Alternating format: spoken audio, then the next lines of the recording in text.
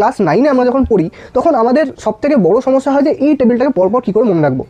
আমাদের পরীক্ষায় কোয়েশ্চেনও আসে, আবার অনেক সময় বিভিন্ন ধরনের নাম ফাম লিখতে গেলেও আমাদের এর ইউজ করতেই হয়। তার জন্য আমার কাছে একটা ট্রিক রয়েছে।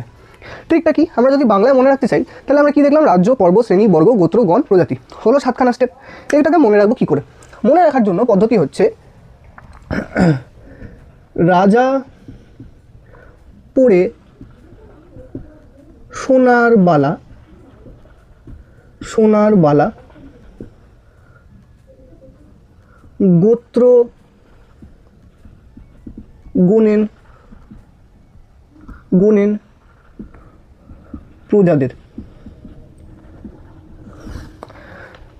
রাজা কাকে বোঝাচ্ছে? রাজা বোঝাচ্ছে রাজ্যকে, পরে বোঝাচ্ছে পর্বকে, সোনা বোঝাচ্ছে শ্রেণীকে, বালা বোঝাচ্ছে বর্গকে, গোত্র তো গোত্রকেই বোঝাচ্ছে, গুণেন বোঝাচ্ছে গণকে, প্রজাদের বোঝাচ্ছে কাকে না প্রজাতি।